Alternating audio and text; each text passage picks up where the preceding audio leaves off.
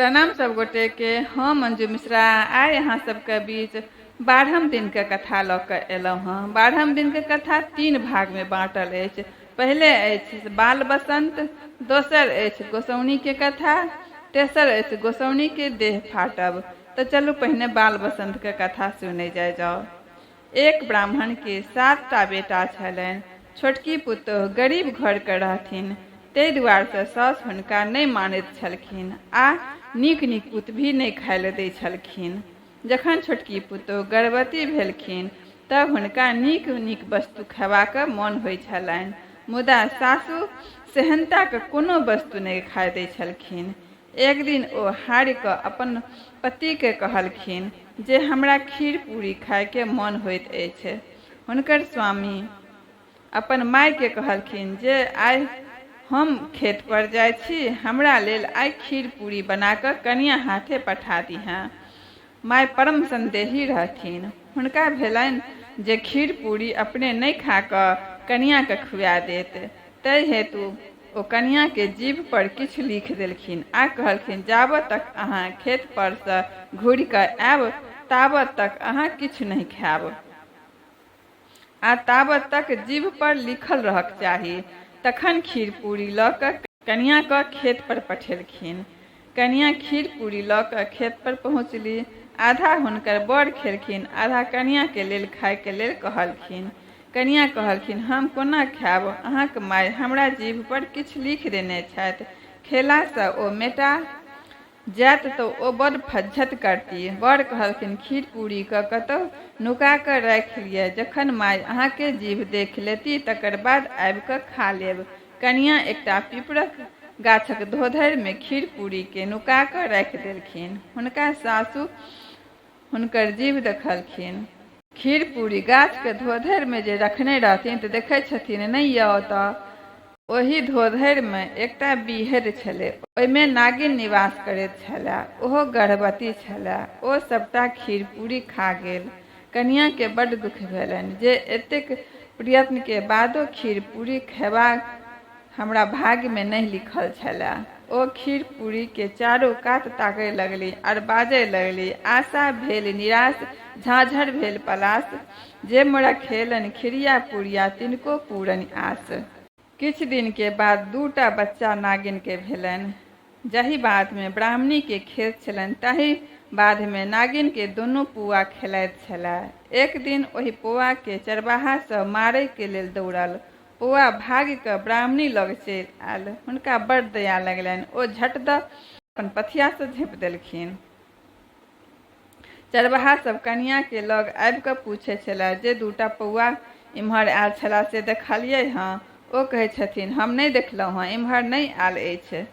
ओ जखन सब चलि गेल तखन पथिया उघारि देलखिन। ओ दुनू पुआ चलि गेल। घर जाके दुनू पुआ अपन माय से कहलक जे एकटा ब्राह्मणी हमरा लोकनि के प्राण बचेलक, नहीं तऽ आइ चरवाहा हमरा खिहारि कऽ हमरा दुनू के मारि दितै।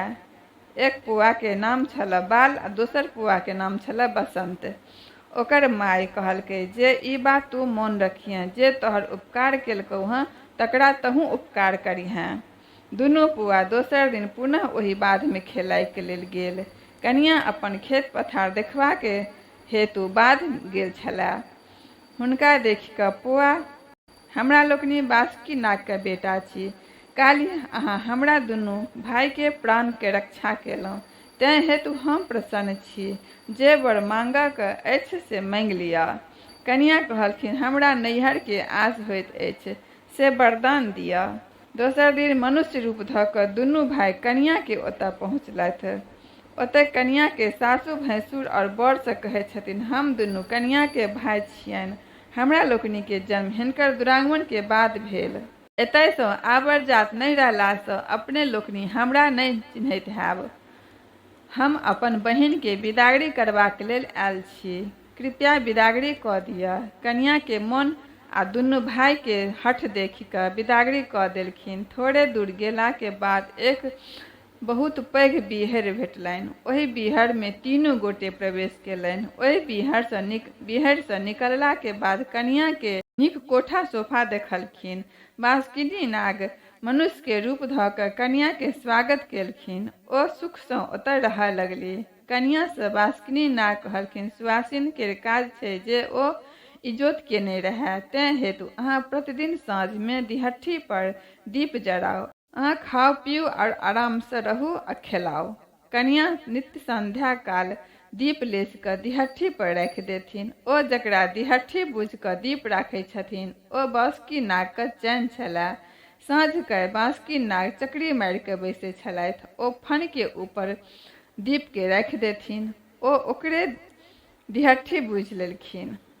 दीप गरम भेला से बासुकी नागक चैन पाकय लगलनि। किछु दिन तऽ सुआसिन बुझि कऽ कष्ट के सहलनि। जखन ओ असहाय भऽ गेलनि तऽ बासुकिनी से कहै छथिन, ई मनुष्य सब दिन हमरा चैन के झरकाबैत अछि। सौंसे चैन में हमरा फोका भऽ गेल अछि। आब हम एकरा सहि नहि सकैत छी, हम एकरा डसि लेबै। बासुकिनी विनती करैत कहलखिन, सुआसिन सुख साधारण नहि छै। जखनहि बेटी के जन्म होइ छै तखनहि बापक चैन ताबय लगै छै। केहन एकर स्वभाव हेतै, केहन एकर घर बर हेतै, कोना कऽ ई अनचिन्हार के संग समय काटत। सासुर में ई यश देत कि अपयश, ओतय एकरा सुख हेतै कि दुख, एहि सब के चिंता बेटी के बाप के सतबऽ लगै छै। ई सोचि के बेटी के बाप के माथा गरम रहै छै। एतय एकरा नहि डसियौ, नहीं तऽ हमरा बड़ अजस हैत। हम एकरा एतय से काल्हि विदा कऽ दै छियै। सासुर गेला के बाद जे फुराय से कऽ लेब। दोसर दिन बासुकिनी नुआ लहठी गहना गुड़िया दऽ जेना बेटी के विदागरी में ओरियान होइत अछि तहिना कन्या के बाल बसंत के संग विदा कऽ देलखिन। जाइत काल बासुकिनी नाग कन्या से कहै छथिन जे सासुर में राति कऽ सुतै काल ई मंत्र जरूर पढ़ि लेब। दीप दीप हारा, जागू हारा, मोती माणिक भारू घारा, नाग बढ़त, नागिन बढ़त, पांच बहन बिसहारा बढ़त, खोना मोना मामू बढ़त, बाल बसंते भैया बढ़त, बासुकी राजा बाप बढ़त, बास कैन माय बढ़त, सदागरी मौसी बढ़त, जिनके प्रसादे कच्चू ग्रास पटुरत बास, कंसा से बसुनी सुतलहुँ, राजा से बसुनी उठलहुँ, भोरे उठलहुँ, सोना कटोरा दूध भात फूल जकाँ दिन जाय, नमस्ते नमस्ते। ई मंत्र सब दिन के पढ़ि लेब। बासुकी नाग किछु दिन के बाद ओहि कन्या के डसबाक लेल गेलथि। कन्या सब राति के सुतबा से पहिने बासुकिनी के देल मंत्र पढ़ि लैत छलथि। मंत्र सुनि कऽ बासुकी नाग के डसबा के साहस नहि होइत छलनि। ओ घुरि कऽ चल आबैत छलथि।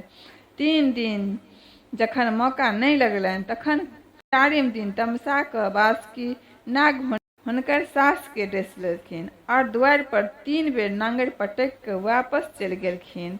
कन्या के घर सोना चांदी और अन्य कीमती वस्तु से भरि गेल। ओ सुख से रहऽ लगली। बाल बसंत के कथा समाप्त भेल। आब गोसाउनी के कथा। मध्यस्थ नाम के एकटा राजा रहथि। हुनका 101 बेटी छलनि।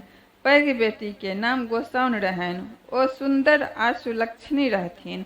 जखन ओ विवाह करबाक योग्य भेलखिन तऽ राजा विचारलनि जे एहन बर भेटतै जे ओहो 101 भाई रहितै, तैं सब बहिन के विवाह एके ठाम भऽ जइतै।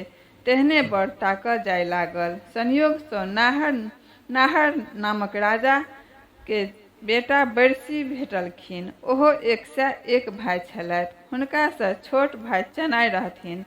कथा बरसी क 101 भाई के विवाह गोसाउनी के 101 बहिन से भेलनि। बरसी के विवाह काल में हुनका पाग सँ एकटा साँप खसलनि। ओ साँप लाबा बिछ के खाय लगलखिन। सबके आश्चर्य भेलनि, एहि समय में साँप कतऽ से एलै। पाछा से बुझलक जे ई साँप बरसी के प्रथम स्त्री आ महादेव के बेटी लिली छथिन। गोसाउनी के पिता मध्यस्थ राजा ई बात जन बुझलखिन तऽ बरसी के पहिल विवाह लिली सँ भेल छनि तऽ बड्ड क्रोध भेलनि। ओ बरसी आ लिली के गुह डाबर में फेकबा देलखिन। गोसाउनी कोनो तरहे बरसी निहोरा विनती कऽ अनलनि। ओ सौतन के तर में रहबा के लेल तैयार भऽ गेलखिन।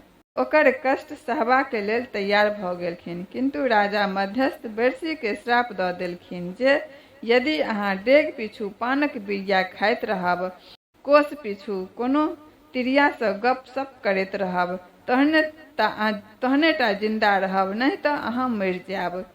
जखन गोसाउनी क मुहाबजी हुए लागल। तखन लिली बेरसी लग आबि कऽ बैस गेली आ गोसाउनी के बेरसी सँ गप नहीं करऽ देथिन, अपने गप करऽ लगथिन। गोसाउनी के एकर बड़ तामस भेलन। ओ लिली के कहलखिन, लिली गे तोर आंगर झिली, तोर मसूर सन तोहर केस, भाग भागे लिली हटतो, तोरा धर्मक नहीं छोलेस।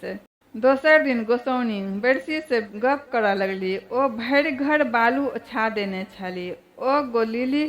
ओ जे लिली बालू पर ओतय नहीं आबि सकैत छथि, किंतु लिली बालू पर कंगना सब राखि ओहि घर में पैस गेली।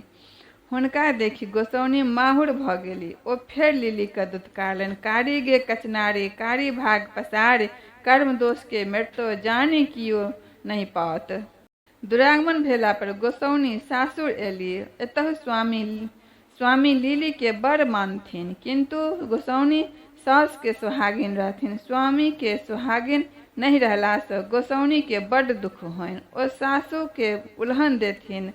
सासू कहथिन की करबै, सासू के सुहागिन चिनबार चढ़ी बैसत, सैं के सुहागिन नहिरा जाय बैसत। चनाय और बेरसी।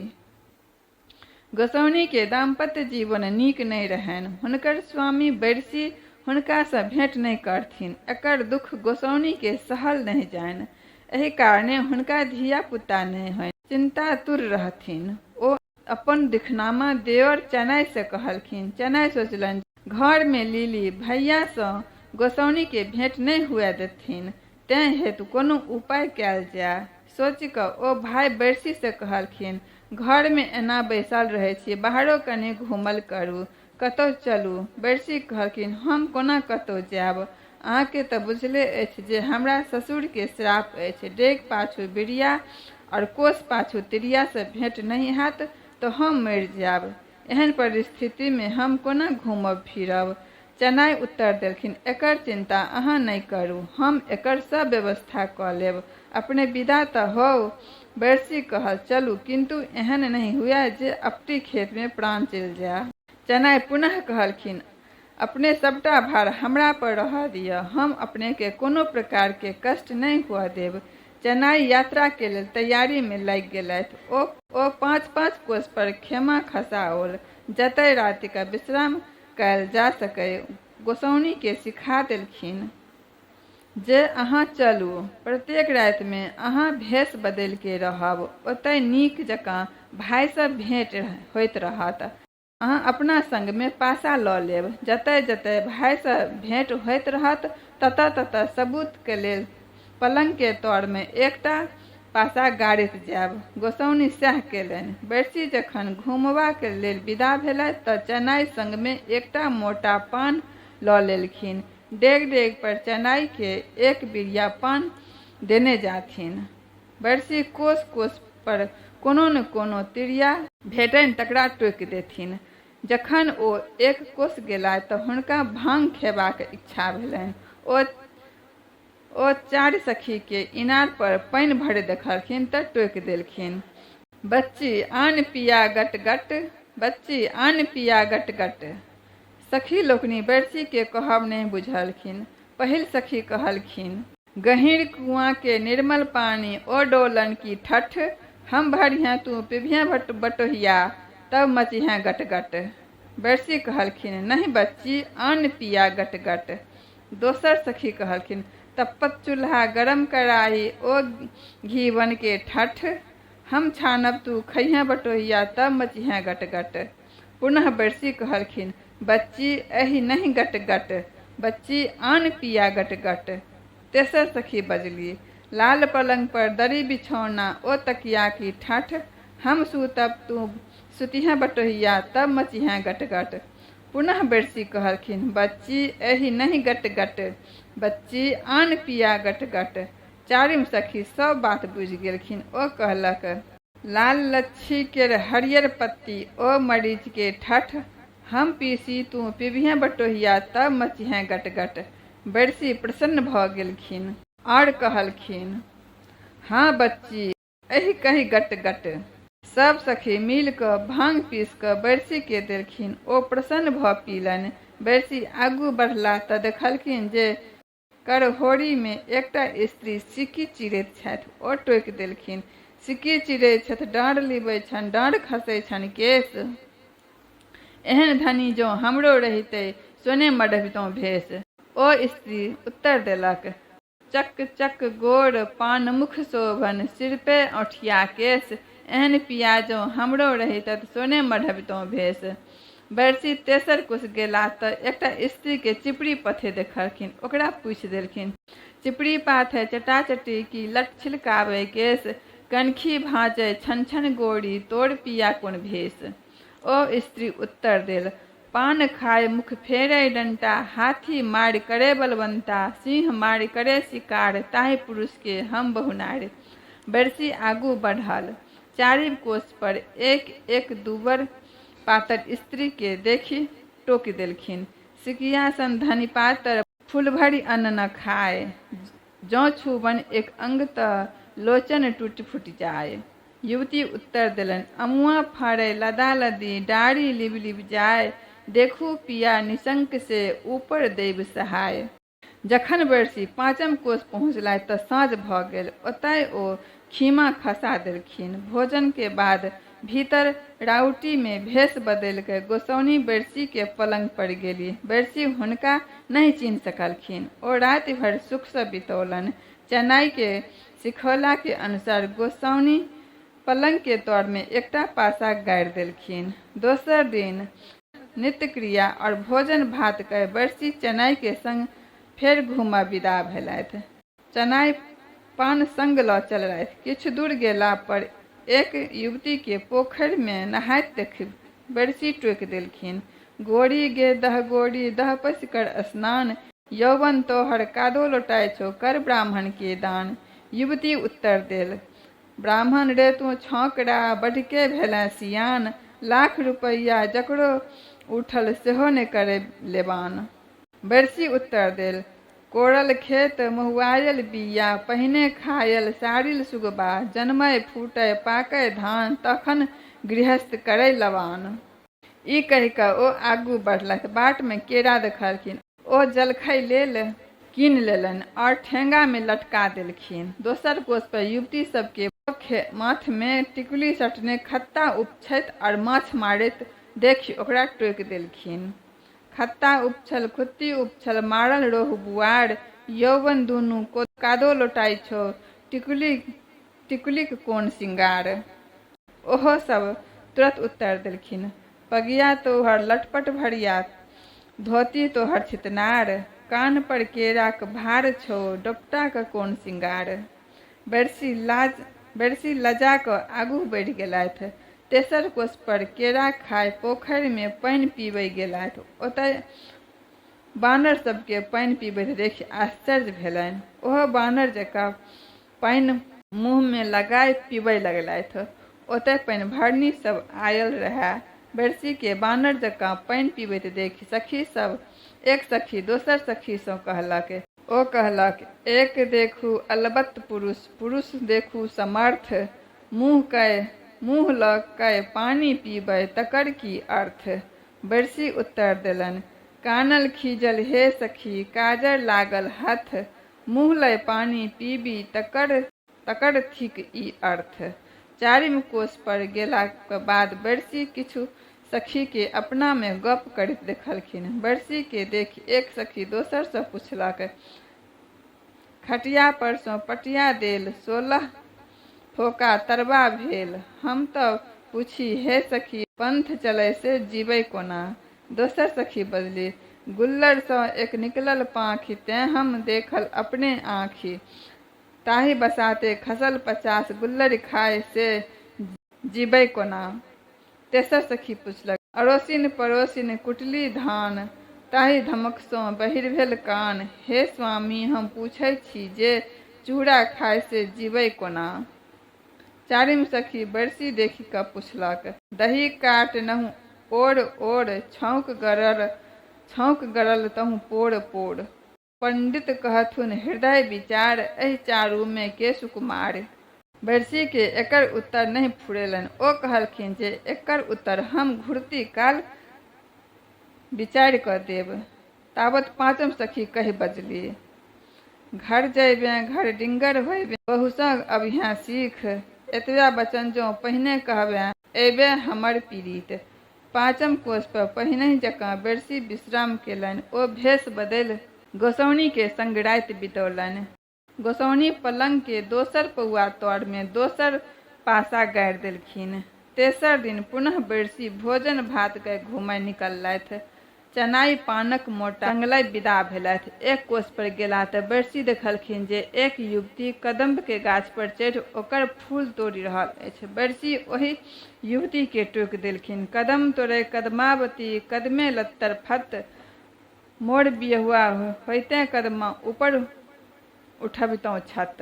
युवती गाछ पर सँ उत्तर देलक, भलसा भूललैं रे परदेसिया, जौं सरदेसिया होय खोपा में जे फूल शोभय फूल चुम्मा होय। दोसर कोष पर एक जनी के चंपा तोड़े देखलखिन। बेरसी टोकि देलखिन, कुसुम तोड़े कुसुमावती कुसुमे लत्तम फत मोर बियहुआ होइते कुसुमा ऊपर उठबितौं छत। युवती गंभीर भऽ कऽ उत्तर देलखिन, होय चंपा केर तीन गुण, होय चंपा केर तीन गुण, सुंदर सुभग सुवास, एक अवगुण मोरे लगी रही भमरा न आबै पास। तेसर कोष पर एक कवि काठी भेष गोरी नारी युवती सँ बेरसी के पाला पड़लनि। ओ ओकर अधिक वर्णन करेबाक उत्साह हुनका देने जानि। बेरसी लाल झिंगुर लाल सिंदूर लाल अड़हुल फूल रे, ताहू से जे लाल देखल गौरी माथक सिंदूर रे। युवती लाल दोहा कहले भल्ला से त भेलो बदरंग रे, हरियर दोहा कहते भल्ला तब त लगतौ रंग रे। बेरसी हरियर लत्ती हरियर फत्ती हरियर भादव धान रे, तहू से जे हरियर देखल गौरीक मुखक पान रे। युवती हरियर दोहा कहले भला से त भेलो बदरंग रे, कारी दोहा कहते भला तब त लगतौ रंग रे। बेरसी कारी आजन कारी भाजन कारी भादव मास रे, ताहू से जे कारी देखल गौरी माथक केस रे। युवती कारी दोहा कहले भला से त भेलो बदरंग रे, पियर दोहा कहते भला तब त लगतौ रंग रे। बेरसी पियर बेंग पियर ढाबुस पियर हरदिक रंग रे, ताहू से जे पियर देखल गौरीक नाकक बेसरी रे। युवती ऊंच आड़ ऊंच धूर ऊंच खेत खरियान रे, नीच दोहा कहते भल्ला तब त लगतौ रंग रे।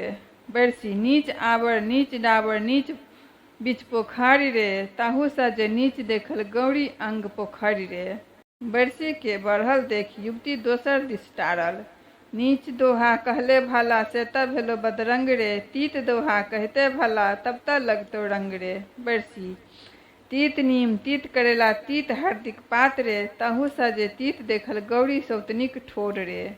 युवती तीत दोहा कहले भला से त भेलो बदरंग रे, गोल दोहा कहले भला तब त लगतौ रंग रे। बेरसी गोल नेबो गोल अनार गोल पूर्णिक पात रे, तहू से जे गोल देखल गौरीक दुनू दूध रे। युवती गोल दोहा कहले भला से त भेलो बदरंग रे, उज्जर दोहा कहते भला तब त लगतौ रंग रे। बेरसी उज्जर पोठी उज्जर मारा उज्जर चन्ना माछ रे, ताहू से जे उज्जर देखल गौरी हाथक साँख रे। युवती दसम दोहा दस दोहा 10 फूल 10 गाछक छाह रे, ताहू से जे दसम देखल गौरी केर विवाह रे। युवती गाड़ी सुनी भागल। बेरसी आगू विदा भेला। बेरसी डेग डेग पर पान आ कोस कोस पर तिरिया सँ मनोरंजन करैत जाइत, तथा प्रत्येक पाँचम कोष पर में खीमा राति क खसा देथिन। अज्ञात सँ गोसाउनी सँ सुख विलास करैत जाइत। गोसाउनी के सुख विलासक साक्षी पलंग के तौर में गाड़ने जाइत। चारिम पासा पलंग के चारू कोना तर और एक पासा बीच में गाड़लन। बेरसी पाँचम दिन बाट में बितायल। छठम दिन अपन छोट भाई चनाई के संग राजधानी वापस एलथि। लिली गोसाउन के नहीं सुहाइत रहथिन, तै दुआरे राति के कतऽ रहैत छलखिन तकर खोज पुछारी करैत रहथिन। गोसाउनी के देह फाटब। थोड़े दिन के बाद गोसाउनी के 5टा बेटा भेलनि, जकर नाम ओधु कच्छु महाभाग श्रीनाग ओ नागश्री राखल गेल।